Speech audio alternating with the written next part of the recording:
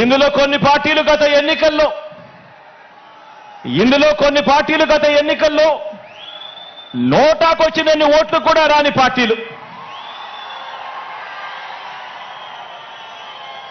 తమ స్వార్థం కోసం రాష్ట్రాన్ని అన్యాయంగా విడగొట్టిన పార్టీలు, రాష్ట్ర ద్రోహుల పార్టీలు, మరికొందరు ప్రజల చేతుల్లో చిత్తుగా ఓడిపోయిన పార్టీలు, ఓడిపోయిన వ్యక్తులు. ఇటువంటి వారందరూ కూడా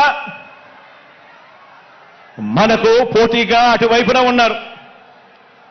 మనం 5 కోట్ల ప్రజల అండదండలతో ఇంటింటికి మంచి చేసి మనం ఈరోజు సిద్ధమని అంటా ఉంటే, వారి వెనుక ప్రజలు లేరు కాబట్టి, చేసిన మంచి చెప్పుకునే పరిస్థితి లేదు కాబట్టి, అరడజన్ పార్టీలతో, అరడజన్ ఎల్లో మీడియా సంస్థలతో, పొత్తులతోనూ, ఎత్తులతోనూ, జిత్తులతోనూ ఎక్కే గుమ్మం దిగే గుమ్మంగా వారు రాజకీయం నడుపుతా ఉన్నారు.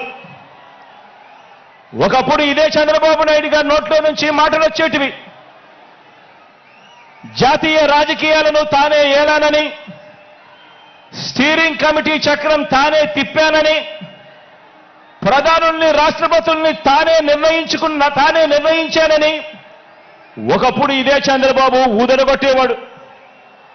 ఈ రోజున ఏపీలో మనందరి ప్రభుత్వం చేసిన ఇంటింటి అభివృద్ధి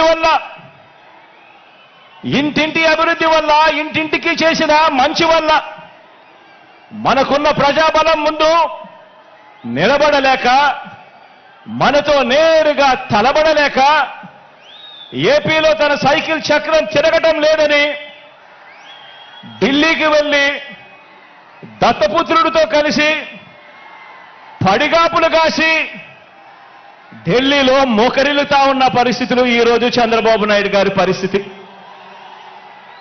ఆలోచన చేయమని అడుగుతా ఉన్నా. కేవలం జగన్ ఒకడు ఇటువైపున, జగన్ వల్ల మంచి జరగకపోయిందంటే ప్రతి ఇంటికి, జగన్ గన తన మేనిఫెస్టోలో చెప్పిందంతా కూడా తాను చేయకపోయిందంటే, జగన్ అనే ఒకే ఒక్కడు చంద్రబాబు నాయుడు గారి గుండెల్లో రైళ్లు పరిగెత్తించుకుండా పోయింటే,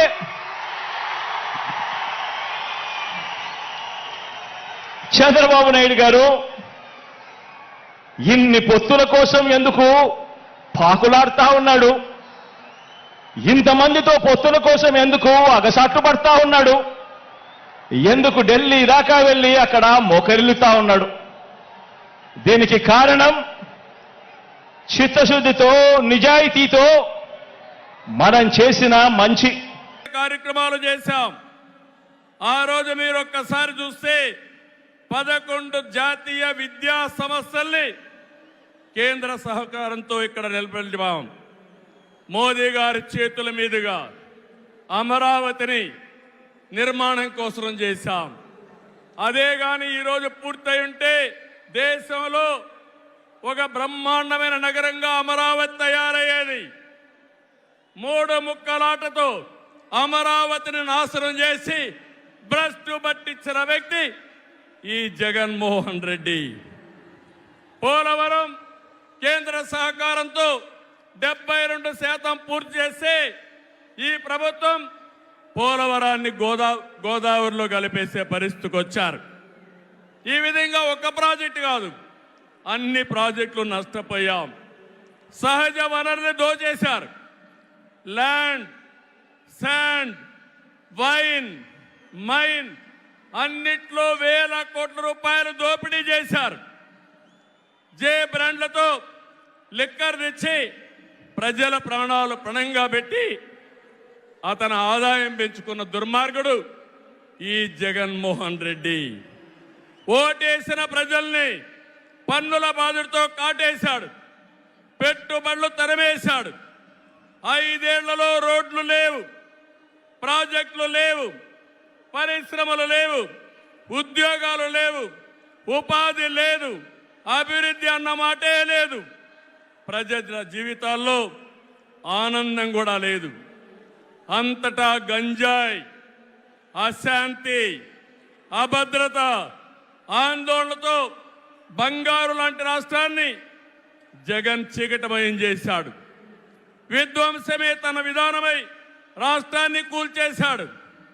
గతంలో ఎప్పుడూ లేని విధంగా జగన్మోహన్ రెడ్డి అక్రమ కేసులు పెట్టి రాజకీయాల్ని కలుషితం చేసే పరిస్థితికి వచ్చాడు. కక్ష సాధింపుతో ప్రజాస్వామ్యాన్ని ప్రశ్నించే వారిని, మీడియాని అణిచివేసేందుకు పోలీస్ శాఖను జేబు సంస్థగా మార్చుకున్నాడు. చివరికి జగన్ అధికార దాహానికి వంచనకు బాబాయి బలయ్యాడు. ఇద్దరు చెల్లెళ్ల సైతం రోడ్డెక్కి వైసీపీ పునాదులు రక్తంతో తడిచాయని ఘోషించే పరిస్థితి వచ్చారు. జగన్కు ఓటేయద్దని సొంత చెల్లెళ్లే చెప్పారంటే 5 కోట్ల ప్రజానీకం అర్థం చేసుకోమని విజ్ఞప్తి చేస్తున్నా. తమ్ముళ్ళు, ఈ రాష్ట్రంలో ఎవరైనా బాగున్నారా అని మిమ్మల్ని అడుగుతున్నా. రైతులు బాగున్నారా తమ్ముళ్ళు అని అడుగుతున్నా. యువతకు ఉద్యోగాలు వచ్చాయని అడుగుతున్నా. మహిళలకు రక్షణ ఉందా అని అడుగుతున్నా. ఎస్సీ, బీసీ, ఎస్టీ, మైనారిటీలకి ఏమైనా లాభం జరిగిందా అని అడుగుతున్నా. ఇలాంటివన్నీ చూస్తే ఒకరిద్దరు కాదు, అందరూ నష్టపోయారు. I'm requesting honourable prime minister Modiji, Andhra has suffered the worst due to bad governance, financial mismanagement and corruption. You will be shocked to know that collectorate offices, Raitu Bazar buildings, government colleges have been mortgaged. It is a pity that even tax revenue from liquor, both present and future, have been escrowed. This is the sorry state of affairs over the last 5 years. అందుకని నేను మీ అందరి తరపున మోదీజీ గారిని request చేస్తున్నాను. మన రాష్ట్రాన్ని కాపాడుకోవాలి. సిద్ధమా మీరందరూ అడుగుతున్నా.